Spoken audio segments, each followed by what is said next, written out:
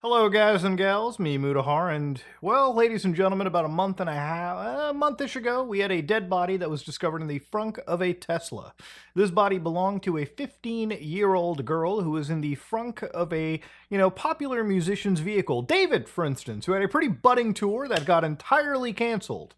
Now, I've talked about this a couple times on my channel, and, I kind of have a rule with these kind of things. If, something big develops or there's like a weird seismic shift in this case, then I'll usually end up covering it, right? It doesn't really make any sense for me to release like 20, 30 of the same videos, especially when nothing really gets changed. But this has given me some Smart Schoolboy 9 vibes. For anybody that doesn't remember, Smart Schoolboy 9 was the story of one internet user who was basically involved in uploading images of him dressed up really weird, using images apparently allegedly of real children and photoshopping them around on, it was just a creepy situation. It was a creepy character. Your kid should not have been interacting with this person on Instagram or any social media platform, right? But we talked about this well over, I want to say like a year, maybe a year and a half ago. It was a huge deal back then. But to give you an idea, this person is still obviously unidentified. And, to a point where schools in the United Kingdom actually started sharing around like literal notices that your kids should not be interacting with this person. But the reason I'm bringing up Smart Schoolboy 9 is when I was first covering this, there was a lot of hoopla and there was a lot of shit regarding this person's investigation that went so sideways that people started showing up at the wrong house, possibly putting them and maybe the people that they were visiting in danger. Okay, this is the problem with internet investigations, okay? Generally speaking, they get way out of control, they get way emotionally charged, and now we've got something similar happening with this David situation. So when it comes to David, right, one of the press releases released by the LAPD, this is their media relations department, they said, as of September 29th, ladies and gentlemen, the LAPD's Robbery Homicide Division has been diligently investigating the death of this girl over the past several weeks. So Celeste Riva Hernandez.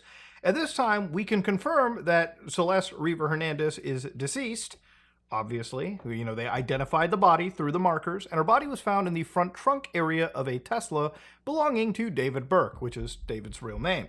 The vehicle has been parked at the location from which it was towed for several weeks. So remember, the story is this Tesla was found basically not ticketed, but sort of identified, like they put a line on the tire. So, parking enforcement, they saw this vehicle sitting abandoned for quite a fair bit before eventually it got towed to a tow yard, where the actual employees of the tow yard had actually detected some pretty nasty smells, triggering the investigation of this body. So again, according to the LAPD, the body was deceased for several weeks before it was discovered.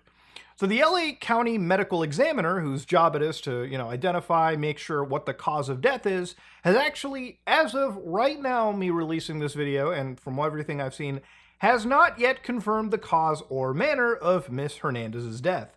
As such, it remains unclear where there is any criminal culpability beyond the concealment of her body. So this is where, again, it gets really weird, right? And this is what I said in the previous video as well, too. There was a lot of speculation, and I make it pretty clear in my video when I put the speculation hat on and I theory craft a little bit. At first, I thought maybe she was pregnant. He clearly didn't want that. If this was a murder in the worst case scenario you had to assume about David, maybe that was a motive. Turns out, didn't really appear that she was pregnant. Then my next theory, and this is something that I said in the last video, was maybe there was a drug overdose issue. Which, if there was a drug overdose issue, then there probably isn't really any criminal culpability. If somebody takes drugs of their own admission, that's a problem. But since she's a minor, and if this happened on his property, I wonder if they could criminally charge the guy for or at least committing to or contributing to the delinquency of a minor, so to speak. It's like, if you have somebody under 21 and like you just have beers and like bottles out in the open and anybody can just grab them, I'm sure there's some culpability to the host. But anyways, the Robbery and Homicide Division is thoroughly examining every aspect of this case to uncover truth and seek justice. Now, one thing obviously that had happened was she was finally buried.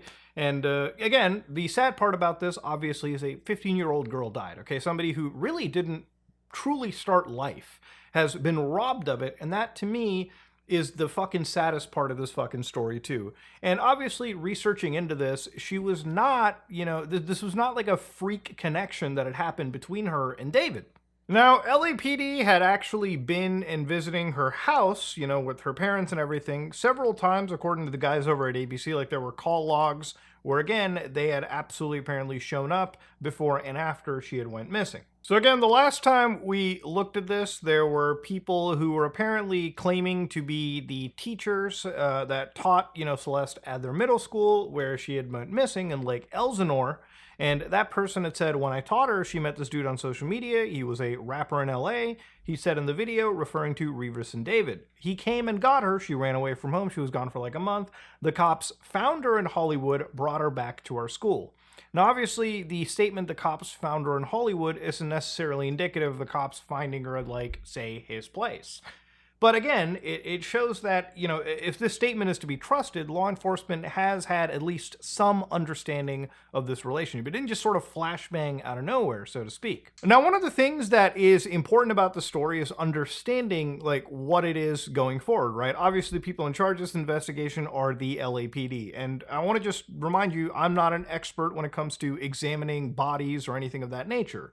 But when it comes to, the guys over at ABC, when they asked about this investigation, they had been notified that it now is a death investigation and not a homicide investigation, which, if I remember from the first time that I looked into it, I believe initially was looked at as a homicide investigation. Now, according to the LA County Medical Examiner's actual website here, deferred certificates, when a cause of death is deferred, obviously, in cases where this cannot be determined at the time of an autopsy. And remember, in this case, it was very, very, alarming because the body was found after decomposition a few weeks later. It'll actually, apparently, from my understanding and my questioning of anybody involved in this process, it can take like months at a time, right? So don't expect this to be resolved anytime soon. But when it comes to medical, from my understanding, there is some updates that happen like every so weeks.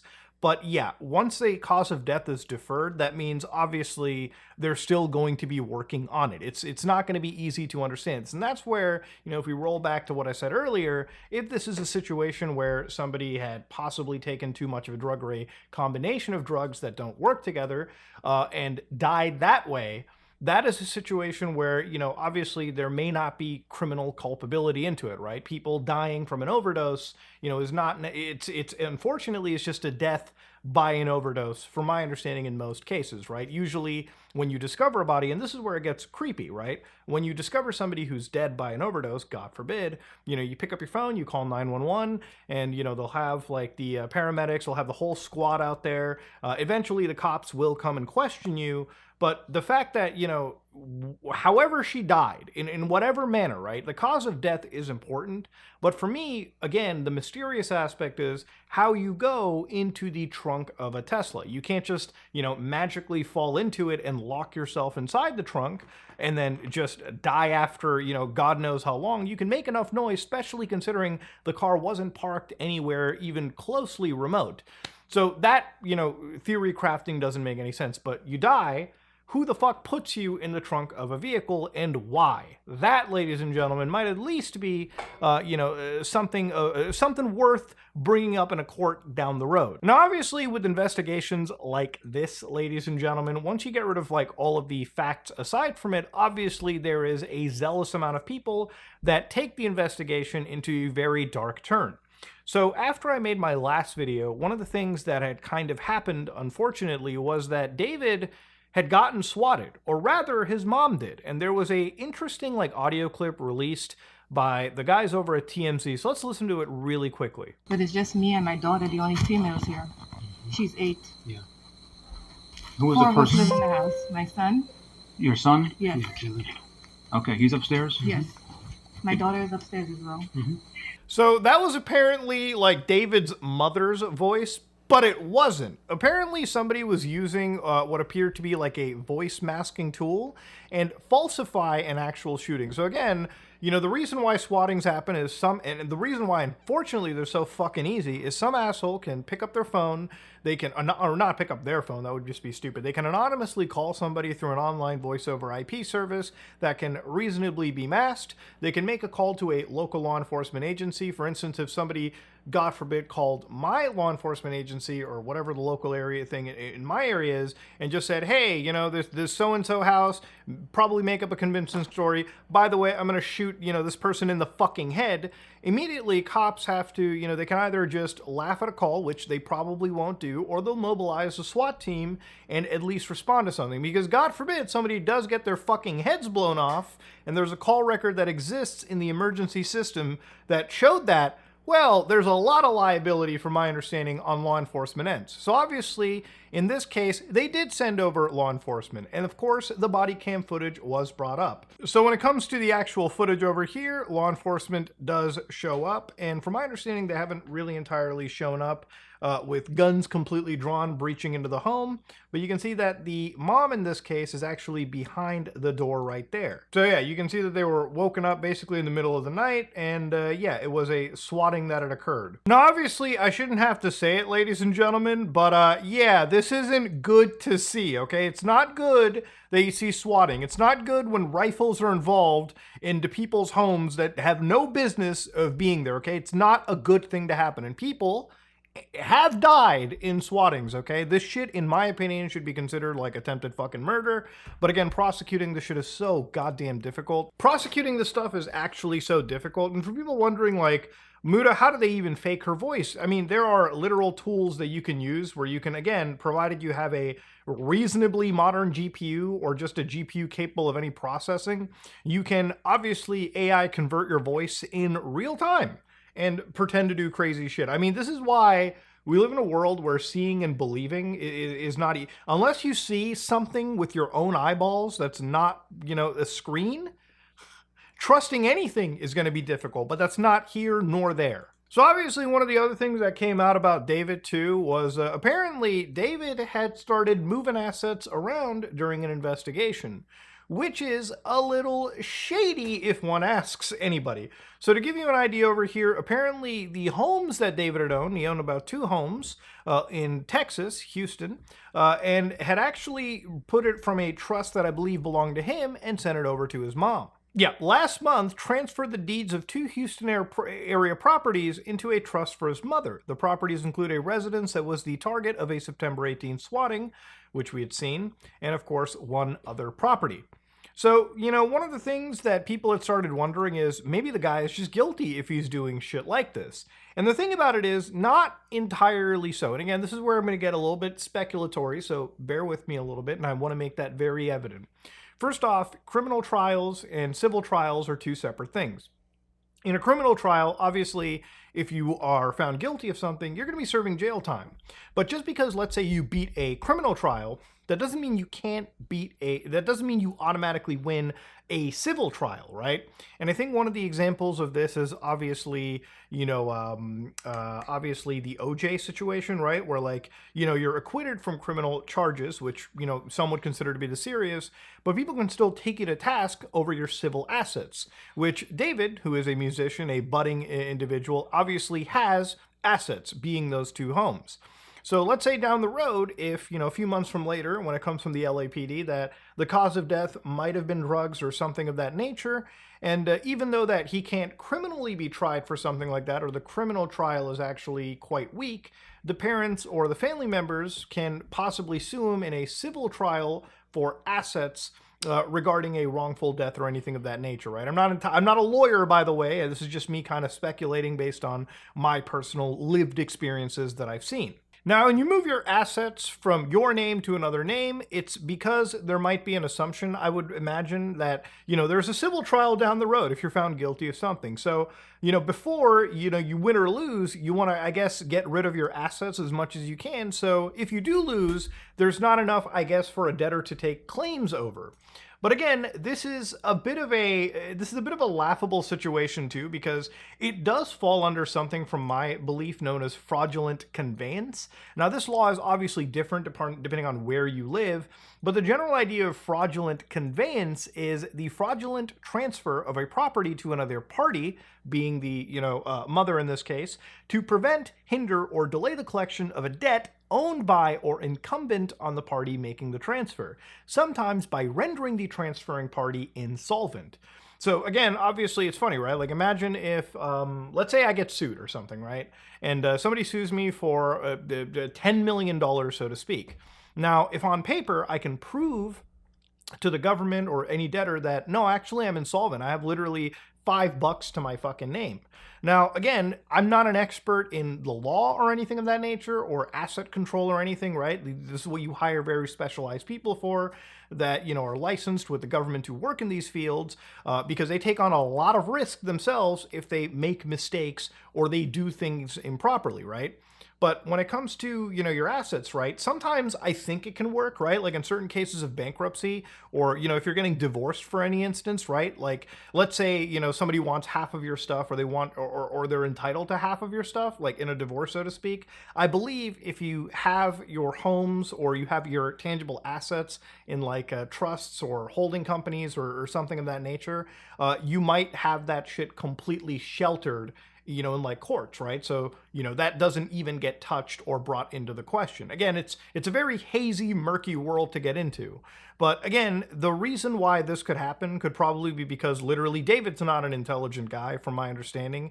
And, you know, that's given by the fact that he was even involved in a teenager to begin with. Fucking idiot, you know, in my opinion. So, you know, this could have been this could have been something brought up by a lawyer, it could have been brought up by an accountant, it could have been brought up by a finance manager, by anything. And again, laws are finicky. So it depends on how, you know, they've done this, how they've structured their stuff in the state of California and the state of Texas, Texas specifically for the homes, that this might actually have been a good idea. And honestly, nobody can really see it unless they're like a fucking civil, you know, or tort lawyer in any case. But yeah, it is shady though, obviously, for people to look into it and wonder, why are these moves happening? Do you anticipate things going south down the road? Or is this just smart legal, you know, practicing as we're moving forward into this case? Look, at the end of it, ladies and gentlemen, right, there's not really been a whole lot on this situation. There have been people who have been misreading reports and assessments and kind of, you know, either exonerating David, which he isn't, by the way. Nobody has exonerated this guy. And there's a lot of people who have theory crafted entire scenarios about David. What we know at this moment in time, and again, this is just me bringing up from the LAPD, a 15-year-old girl has unfortunately lost her life in this situation. A 15-year-old girl that was involved with somebody who is a very much a legal adult, somebody who didn't have to be involved with the kid. Even if David is innocent from murder charges, right, which I've always kind of said, listen, very heavy thing to prove.